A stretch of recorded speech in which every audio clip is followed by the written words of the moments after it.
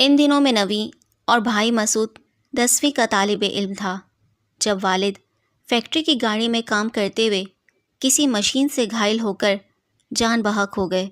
سارے گاؤں میں کہرا مچ گیا کہ میاں صابر بیچارہ اللہ کو پیارا ہو گیا۔ ہماری دنیا اندھیر ہو گئی۔ گاؤں والوں نے چند دن ہماری مدد کی، پھر سبھی اس واقعے کو بھول بھال گئے۔ لیکن کم سنوں کی زندگی کا کڑا سفر شروع ہو گیا۔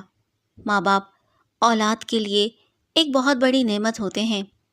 ان میں سے کسی ایک کی فرقت بھی معصوموں کے لیے کڑے امتحان سے کم نہیں ہوتی۔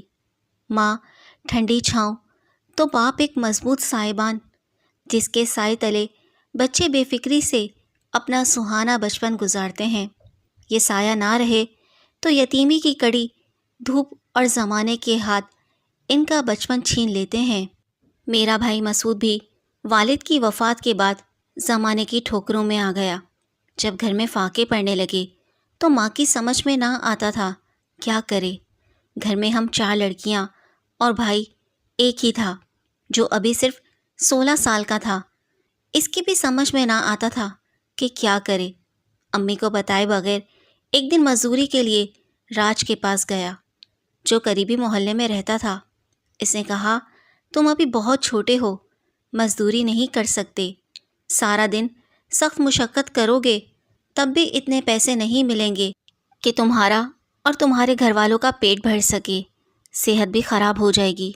بہتر ہے تم کسی طرح تعلیم جاری رکھو، میٹرک پاس کر لو گے تو کہیں نہ کہیں نوکری مل ہی جائے گی۔ اس کا لیکچر سن کر مسعود کا برا حال ہو گیا، کیونکہ بھوک سے سر چکرا رہا تھا۔ اس نے دل ہی دل میں راج کو کوسا اور چل دیا۔ راج کے پاس ایک عمر رسیدہ عورت آئی ہوئی تھی جس کو اپنا گھر ٹھیک کروانا تھا۔ اس نے ان کی گفتگو سنی تو مسعود کے پیچھے آئی اور اسے آوازیں دینے لگی۔ پہلے تو بھائی سمجھا کہ وہ کسی اور کو بلا رہی ہے، جب دیکھا کہ اس کے سوا وہاں اور کوئی نہیں ہے تو ٹھہر گیا۔ تیری مجبوری میں نے سمجھ لی ہے، تو اچھا لڑکا دکھائی دیتا ہے، میرے گھر چل، میں تجھے کام دوں گی۔ یہ سن کر وہ بغیر کچھ سوچے سمجھے اس کے ساتھ ہو لیا۔ اس عورت کا نام بہار تھا۔ اس نے بہت شفقت سے باتیں کی، کھانا کھلایا اور کچھ رقم بھی دی کہ گھر جا کر راشن لے لینا۔ پھر بولی، بیٹا اگر تم میرے پاس ملازم ہو جاؤ تو میں تم کو اچھی تنخواہ اور کھانا پینا دوں گی۔ گھریلو ملازمت کے سوا اس عمر میں تم کو اور کوئی نوکری نہیں مل سکتی۔ فکر نہ کرو، میں تمہیں بیٹے کی طرح رکھوں گی، کیونکہ میرا کوئی بیٹا نہیں، بس 2 لڑکیاں ہیں۔ اگر میری پیشکش منظور ہو تو کل آ جانا۔ مسعود بھوک سے نڈھال تھا۔ کھانا کھا کر ہوش بحال ہوئے تو سوچا کہ جب تک رزق کا کوئی ذریعہ نہیں نکلتا یہی ملازمت قبول کر لوں۔ عورت اچھی معلوم ہوتی ہے۔ اس نے گھر میں ذکر کیا کہ اسے ملازمت مل گئی ہے، لیکن یہ نہیں بتایا کہ کسی عورت کے گھر نوکر ہونے جا رہا ہے۔ امی نے کہا، بیٹا کہاں ملازمت ملی ہے اور کیا کام کرنا ہے؟ کہنے لگا، آج آ کر بتا دوں گا، پہلے انٹرویو تو دے آؤں۔ دوسرے دن وہ بہار کے گھر گیا۔ اس نے خوش اخلاقی سے بٹھایا اور کافی دیر تک حال احوال پوچھتی رہی۔ اسے اندازہ تو ہو چکا تھا کہ لڑکا شریف اور ضرورت مند ہے۔ مسعود اسے خالہ بہار کہتا تھا، لیکن اس عورت نے اس کو سچ مچ اپنا بیٹا بنا لیا۔ وہ اسے نوکر نہیں سمجھتی تھی۔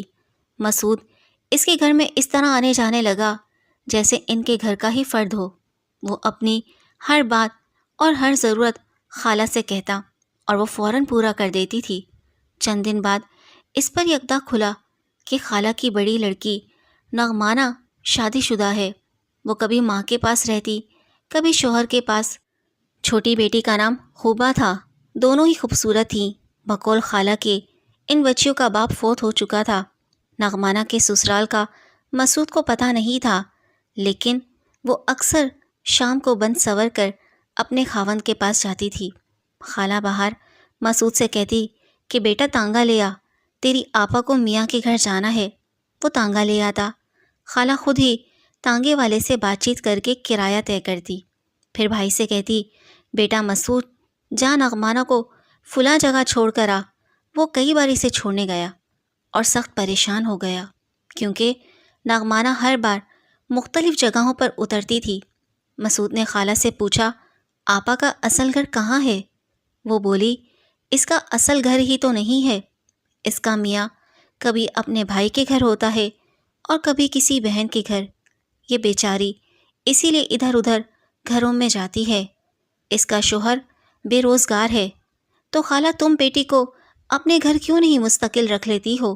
شوہر کے پاس رہنے کی خاطر تمہاری بیٹی خاوند کے رشتہ داروں کے گھروں میں بھٹکتی رہتی ہے، یہ تو کچھ اچھا نہیں لگتا۔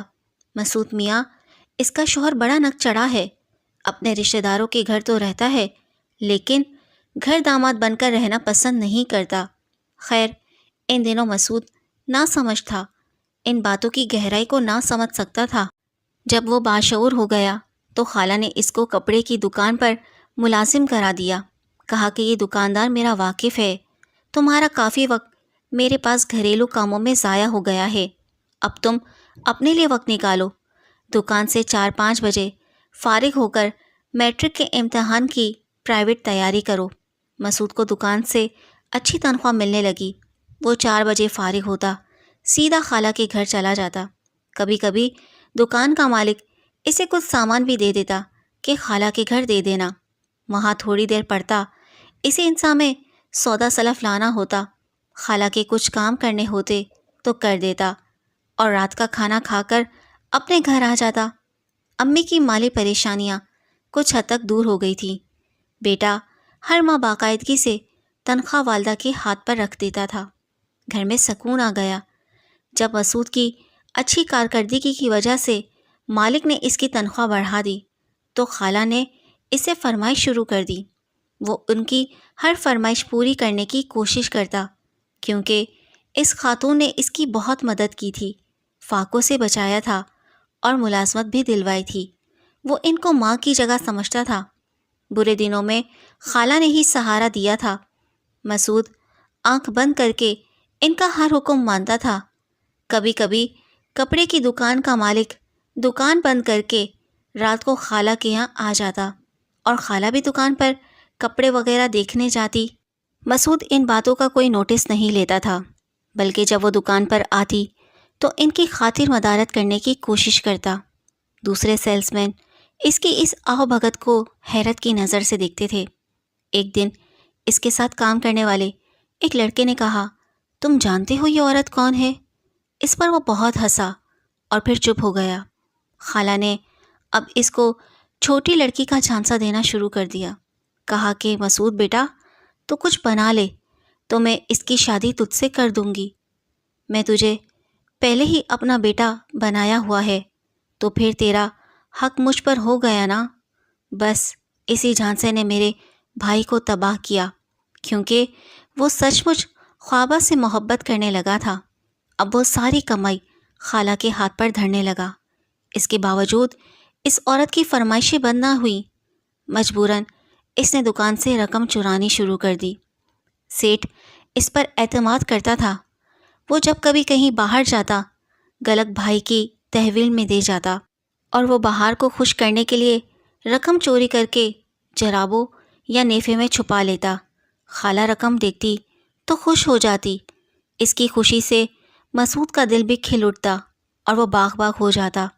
ایک بار ایک سیلس مین نے اسے رقم چراتے ہوئے دیکھ لیا، اس نے سیٹھ سے شکایت کر دی، سیٹھ نے اسے گرفتار کروا کر جیل میں ڈلوا دیا۔ اب بھی خالہ کا اثر و سراغ کام آ گیا۔ اس کی ایک پولیس آفیسر سے جان پہچان تھی، وہ مسعود کو چھڑا لائی۔ میرے بھائی کے دل پر اس کا رعب بیٹھ گیا۔ وہ تو اس کو معمولی عورت سمجھتا تھا، مگر وہ معمولی نہ تھی، اس کی جان پہچان بڑے بڑوں سے تھی، وہ اپنے واقفوں سے جو کام چاہتی کروا لیتی، اس کے ہاتھ بہت لمبے تھے۔ اس کے بعد تو نوبت یہاں تک پہنچی کہ میرے بھائی نے ہم ماں بہنوں کا خیال ترک کر دیا اور خالہ کا ہو کر رہ گیا۔ میں نے FA کر کے ایک قریبی اسکول میں ملازمت کر لی، امی جان لوگوں کے کپڑے سینے لگیں، یوں گھر کا خرچہ ہم خود گھسیٹنے لگے، جبکہ مسعود اپنے خونی رشتوں سے بے نیاز ہو چکا تھا۔ کبھی آ بھی جاتا تو بھولے بھٹکے امی اس کو کچھ نہ کہتی، یوں کہ کہیں یہ بالکل ہی گھر والوں سے ناتا ختم نہ کر دے۔ ایک بار مسعود کو ٹھنڈ لگ گئی اور کھانسی سے برا حال ہو گیا تو بہار نے اسے تھوڑی سی دوا دی۔ اس کے بعد اکثر وہ اس کو یہ دوا دیتی، اس کو سرور آ جاتا۔ یوں وہ رفتہ رفتہ وہ نشے کا عادی ہو گیا۔ اب وہ کہتا کہ خالہ، خوبا کا رشتہ مجھ سے کب کرو گی؟ تمہارے پاس کیا ہے؟ کچھ زیادہ کماؤ، ذاتی مکان بناؤ، پھر تم کو بیٹی دوں گی۔ یہ سن کر مسعود کا دل بیٹھ جاتا۔ اس پر بھی وہ اس عورت کی بہت خدمت کرتا، اس کی ہر جائز اور ناجائز بات مانتا، مگر شادی پر اصرار کرتا تو وہ ٹال جاتی۔ آخر اس نے بھی کچھ کر دکھانے کی ٹھان لی۔ جیل میں اس کی ملاقات ایک شخص سے ہوئی۔ وہ عادی چور غالب خان تھا۔ ایک دن اس نے غالب خان کا ٹھکانہ جا ڈھونڈا اور اپنی مجبوری بتائی تو اس نے مسعود کو اپنے ساتھ شامل کر لیا۔ اس کا ایک اور ساتھی تھا۔ اب یہ تینوں مل کر چوریاں کرتے اور مسعود اپنے حصے کا مال لا کر خالہ کے قدموں میں رکھ دیتا کہ اب تو خوش ہوگی اور خوبا کا رشتہ اس کو دے دے گی۔ مگر اس عورت کی ہوس اس کی پٹاری بھرتی نہ تھی۔ وہ جس قدر پیسہ لا کر دیتا یہ خاتون ہضم کر لیتی، پھر وہی بات دہراتی کہ جب تک کچھ بنا نہ لوگے میں کیسے اپنی بیٹی کا ہاتھ تمہارے ہاتھ میں تھما دوں۔ اب مسعود ان باتوں سے تنگ آ گیا تھا۔ اتفاق سے انہی دنوں ان کا ایک ساتھی پکڑا گیا۔ اس کی مخبری پر پولیس میرے بھائی اور اس کے ساتھی کو گرفتار کر کے لے گئی۔ وہ 6 ماہ جیل میں رہا۔ غالب کے ایک بڑے زمیندار سے مراسم تھے جس نے ان دونوں کی گلو خلاصی کرائی۔ جیل سے رہا ہوتے ہی وہ خالہ کے پاس گیا۔ بھائی نے سوچا تھا کہ دیکھتے ہی خالہ اسے گلے لگائے گی کہ میرے بیٹے تو اتنے دن کہاں اور کس حال میں رہا، مگر اس نے مسعود کو دیکھتے ہی منہ بنا لیا۔ خوبا کیسی ہے؟ مسعود نے سوال کیا۔ اس کی شادی ہو گئی ہے، وہ اب اپنے گھر میں ہے، اس کا نام مت لے۔ یہ سن کر مسعود پر بجلی گر پڑی۔ یہ کیا کہہ رہی ہو خالہ؟ اتنے عرصے مجھے شادی کا جھانسا دے کر لوٹتی رہی ہو اور چند دن کی میری غیر حاضری میں تم نے اس کو کسی اور سے بیاہ دیا، تو کیا تجھ سے چور اچکے کے ساتھ بیاہ دیتی؟ خالہ کے ایسا کہنے پر مسعود سر سے پاؤں تک غصے میں جھلس گیا اور دانت پیس کر بولا، مجھ کو چور اچکا ڈاکو کس نے بنایا؟ مجھے جیل کی سلاخوں کے پیچھے کس نے پہنچایا؟ تم نے خالہ، میں اب تمہیں نہیں چھوڑوں گا۔ جا جا بدماش کہیں کا، یہ دھمکیاں کسی اور کو دینا۔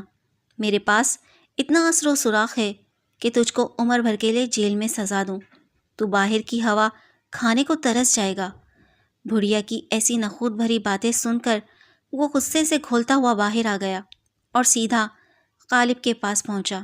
اس نے مسعود کی حالت دیکھی تو پوچھا، خیر تو ہے؟ کیا ہوا ہے میرے یار کو؟ بھائی نے اس سے ہر بات کہہ ڈالی۔ وہ بولا، غم نہ کر یار، اس عورت سے ہم نپٹ لیں گے۔ تیرا دیا ہوا ایک ایک ٹکا اس سے وصول نہ کیا تو غالب خان نام نہیں۔ اس نے ایک منصوبہ بنایا اور مسعود اپنے ساتھی کے ہمراہ بڑھیا کے یہاں نقب لگانے گیا، مگر بدبختی کہ وہ گھر چھوڑ کر جا چکی تھی۔ انہوں نے بعد میں اس کے دوسرے ٹھکانے کا پتہ لگا لیا۔ خالہ بہار نے اپنی چھوٹی لڑکی کی شادی ایک امیر آدمی سے کر دی تھی اور خود بھی اس کے ساتھ کوٹھی میں منتقل ہو گئی تھی۔ یہ لوگ وہاں بھی نقب لگانے پہنچ گئے۔ ان کا ارادہ صرف چوری کرنے کا تھا، کسی کی جان لینے کا نہیں، مگر بدقسمتی سے حالات ایسے ہو گئے کہ جب یہ چوری کی نیت سے خالہ بہار کے داماد کی کوٹھی میں داخل ہوئے تو اس کی آنکھ کھل گئی۔ وہ اکیلا ہی بندوق لے کر باہر نکل آیا۔ وہ اکیلا تھا اور یہ 3 اور ان کے تیسرے ساتھی کو نہ دیکھ سکا۔ مسعود اور غالب تو ہاتھ اوپر کر کے سامنے کھڑے تھے اور اس نے ان پر بندوق تان رکھی تھی، مگر ان کے تیسرے ساتھی نے پیچھے سے خوبا کے شوہر پر وار کر دیا۔ اس بیچارے کا منٹ میں کام تمام ہو گیا اور خوبا بیوہ ہو گئی۔ بیوگی کے بعد بھی اس پر کوئی فرق نہ پڑا۔ اب نغمانہ کی طرح اس کے ٹھکانے بھی بدلنے لگے۔